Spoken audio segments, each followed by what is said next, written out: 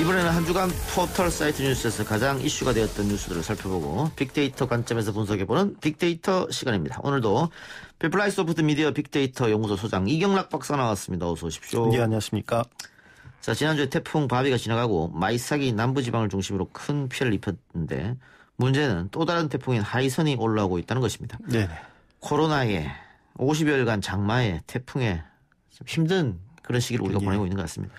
네티즌들도 최근엔 아마 주로 재난 쪽에 뉴스를 관심 있게 보는 것 같아요. 아무래도 그렇습니다.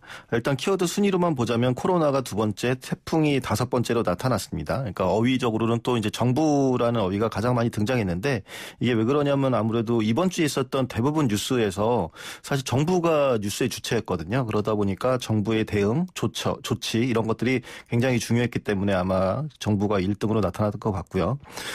코로나 방역, 태풍 마이삭 피해 복구, 의료 파업에 대한 그 대처 및 협상 이런 거 관련돼서 정부의 입만 바라볼 수밖에 없었던 그런 현실들이 그 키워드로도 반영이 됐습니다. 그래서 이런 키워드를 통해서 이제 금주에 5가지 이슈를 선정했는데 다음과 같습니다. 먼저 코로나19 확산 현황, 그리고 두 번째가 당정과 의협 합의로 인해서 의료 파업이 중단된 것, 그리고 세 번째가 태풍 마이삭 상륙과 하이선의 접근, 그리고 네 번째가 문 대통령 소셜미디어 편가르기 논쟁, 그리고 다섯 번째가 정강훈 목사 퇴원 후 정부 비난, 이렇게 5가지를 꼽아봤습니다.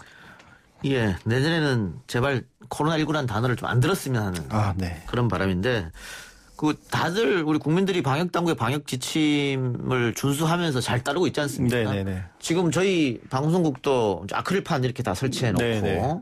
비만을 차단시키기 위해서 네네. 출연진들이 교체될 때마다 지금 계속 소독약을 뿌리면서 네네네. 하고 있거든요. 네네, 그렇습니다. 그런데 문제는 방역 지침을 어기는 사람이 많다는 거예요, 아직도. 예, 그렇습니다. 아무래도 이제 그것 때문에 뉴스에서도 굉장히 많이 다루고 있는데요. 그 불법적인 그러니까 방역 방해도 많이 있었고, 뭐 실수로 보이는 것도 있고, 뭐 갑자기 이제 뭐 거짓말한 것도 이렇고 있고 굉장히 많은데, 어떻게 보면 과거에 우리가 그렇게 비난을 많이 했었던 사례들, 그게 좀 별거 아닌 일처럼 보일 때가 있습니다. 그러니까 예전에 미국에서 귀국했는데 증상이 있었는데 제주도 여행을 가서 이제 확진 판결이 났던 모녀, 그리고 또 이태원 클럽 방문하고 동선 속였다가 인천 지역에서 N차 감염 확산 일으켰었던 사건, 이런 것들 굉장히 이 시간에도 다루고 그 비난의 목소리가 얼마나 컸는지도 그 네티즌 목소리를 들려서 이제 말씀을 드렸었는데 이게 사실 그치지 않고 계속 이어지고 있었습니다. 그래서 최근에는 어떻게 보면 그보다도 더 심한 사례들이 계속 나오고 있어서 뉴스로도 계속 문제가 되고 있습니다. 뭐 예를 들어서 대표적으로 이제 서울 지하철 2호선 역삼역 부근에서 이제 자기가 이제 코로나19에 걸렸다면서 소리를 고래고래 지르고 막 기침도 일부러 하고 이렇게 난동을 부린 70대 노인이 있었는데 실제 확진자였던 것으로 드러났고, 그리고 또 뭐 많은 분들이 아시겠지만 지하철 내에서 마스크 착용을 지적하는 시민을 폭행하는 동영상, 이런 것들도 공개돼서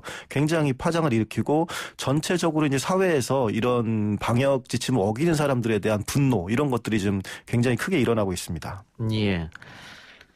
자, 근데 이처럼 위험한 상황에서 동선을 속이는 사람도 있어요. 네, 맞습니다. 이거 왜 그럴까요? 아무래도 이제 그 뭔가 뭐 감추고 싶은 것들이 있었기 때문에 팔로 집회 같은데 그렇겠죠. 네, 그렇습니다. 갔다는 게 드러나면 혹시라도 주위 사람들의 어떤 따가운 시선 그런 겁니까? 그러니까 대표적으로 이제 경남 창원에서 있었던 사례인데 광화문 집회에 이제 40대 여성이 참석을 했습니다. 근데 의심 증상이 있었는데도 바로 병원을 안 가신 거예요. 그래서 일주일 만에 검사를 받고 확진된데 문제는 뭐냐면 이 의심 증상이 있는데도 그 검사를 안 받다 보니까 그 대학생 아들과 고등학생 딸이 감염이 되었고 그리고 그 학교에 있는 학생들까지도 감염이 됐습니다. 그래서 사실 그 전에도 보건소가 집회 참석자 명단을 확보해서 검사를 받으라고 이분한테 전화를 했는데도 안 받았었던 것 같거든요. 나 집회 간 적 없다, 막 이렇게까지 얘기하시고, 그리고 심지어는 생업에 종사를 했습니다. 이게 어느 회사에 그 편의점을 운영하고 있었는데 거기도 가셔서 이 생업에 종사하는 바람에 그 기업체 직원들까지도 또 확진이 됐고요.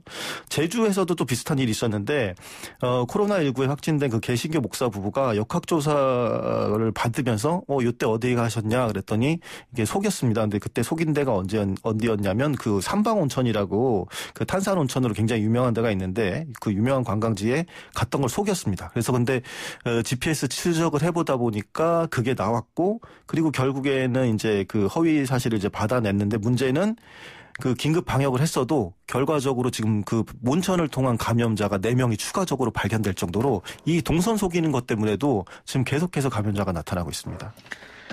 예, 이런 상황에도 불구하고 정강훈 목사가 퇴원 후에 정부를 비난하고 네. 순교할 것이다. 네. 오히려 대통령이 사과해야 된다. 이러고 있지 않습니까? 네, 좀 많이 놀라운 얘기죠. 네티즌들은 그런 정강훈 씨에 대해서 비난할 것 같아요. 네, 엄청나게 이제 비난 목소리가 높습니다. 그러니까 전 목사가 태어나자마자 정부 방역을 사기극이라고까지 얘기를 했고, 예.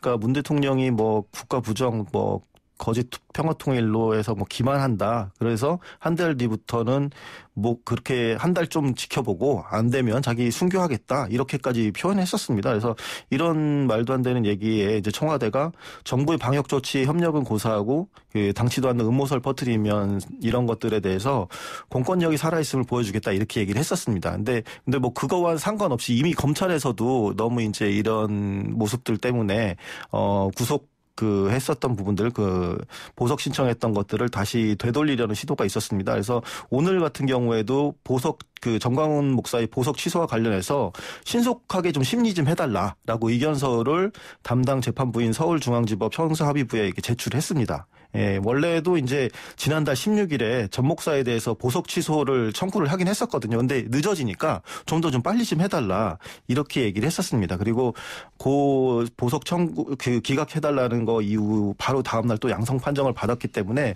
좀 늦어진 측면이 있었는데, 근데 아마 제가 봤을 땐 무조건 이제 당연히 재구속돼서 수감될 것으로 보고 있습니다. 예. 왜냐하면 이제 보석 허가 당시에 재판부가 한 얘기가 이번 사건과 관련해서 이제 그 집회나 그 시위 위법한 그런 거에 참가해서 안 된다 이런 조건을 이제 내걸었었는데 그걸 어겼기 때문에 당연히 이제 재구속될 것으로 보입니다. 가능성이 높아 보인다. 네.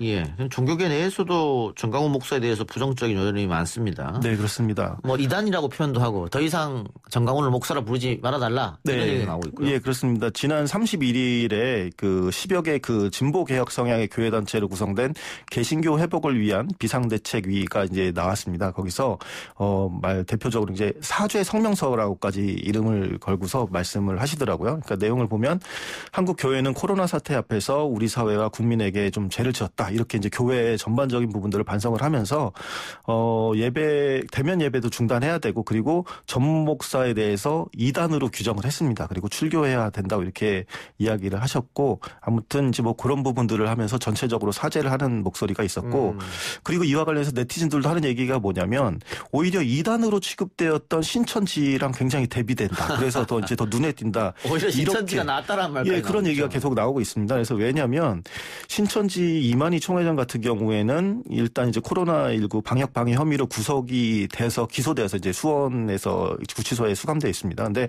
공판 준비 기일에 이제 참석을 했어요. 근데 꼭 참석하지 않아도 되는 건데 참석을 해서 뭐라고 얘기하냐면 국민들에게 건강상의 염려를 끼친 점에 대해서 다시 사죄의 말씀을 드린다. 그리고 건강이 허락하는 한 재판에서 성실히 임하겠다. 이렇게 밝혔거든요. 그리고 또 앞서서도 그랬지만 두 번에 걸쳐서 신천지 교인들이 계속 혈장을 공여를 하고 있습니다. 그래서 두 차례에 걸쳐서 1,700명이나 되는 신천지 신도가 참여를 이렇게 그 혈장 공여에 참여를 하기로 이제 약속을 했고, 그래서 방역 당국도 이제 매번 이렇게 방역 관련된 사항을 발표를 할 때 이 혈장을 공유해 준 신천지 고인들에게 계속 감사를 이제 표시를 해왔습니다. 그래서 이런 것들을 보면서 네티즌들이 도대체 누가 이단이냐, 이단인지 모르겠다, 이런 식의 반응들을 내놓고 있습니다. 예. 자, 이런 식의 또 의사들의 파업으로 우려를 많이 낳았는데 결국 집단 휴준이 철회됐습니다. 그 정부하고 협의를 하면서. 네네. 네, 네티즌들의 반응은 이 협의에 대해서 네네. 어떤 이야기도 많습니까? 예, 오늘 그 주요한 내용들을 앞서서 다루셨으니까 제가 첨언하지는 않겠지만 일단 네티즌들의 반응이 좀 다르게 나왔습니다. 왜냐하면 지금 이게 완전히 이게 결정이 났다고 보여지기 어려운 측면들도 있거든요. 그러니까 대한전공의협회 같은 경우에도 여전히 이제 좀 불만을 표시하고 있는 부분들도 있기 때문에 그런 부분들 때문인지 몰라도 이 부분에 대해서 좀 다양한 의견들이 있었습니다. 예를 들어서 그 최대집 의협 회장이 이런 대전협의 그런 반발에 대해서 이런 얘기를 했거든요. 이제 더 이상 집단 행동을 해서는 안 된다. 이렇게 얘기를 했었는데 이와 관련해서 댓글들을 살펴보면 조금 차이가 있습니다. 예. 또 네이버와 다음인 차이가 있는데 네이버 같은 경우에는 최대집 회장에 대해서 비판들이 굉장히 많이 있고 그런 것들이 높은 공감을 얻고 있습니다. 그러니까 내용이 뭐냐면 최대집이 이제 지금 정부랑 졸속으로 협의를 했다.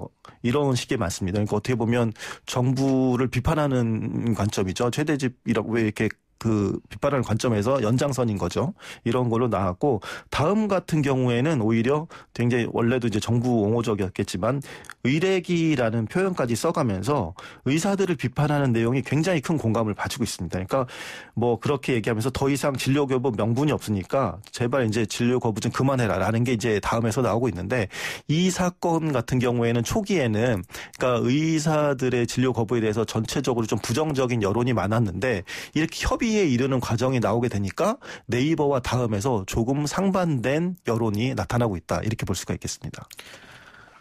알겠습니다. 네이버와 다음은 뭐 늘 이렇게 네. 상반된 여론이 나오는데 이게 가면 갈수록 더 확고해지는 것 같아요. 고차가 되는 거고. 네, 이게 전부다라고는 말씀드릴 수가 없습니다. 왜냐하면 다음에도 네이버 같은 생각을 쓰는 분들이 글을 쓰고 다 이렇게 하긴 하지만 전체적인 비율이나 가장 공감을 받는 그런 글들의 태도를 봤을 때 이렇게 극명하게 계속해서 나뉘고 있습니다. 민주당이나 진보 진영을 지지하는 사람들은 네이버는 아예 가지도 않는다. 뭐 이럴 수도 있고 또 그 반대일 수도 있으니까. 네, 그렇습니다. 그런 형식으로 가고 있습니다. 알겠습니다. 오늘 말씀 여기까지 듣죠. 지금까지 이경락 박사였습니다. 고맙습니다. 예, 감사합니다.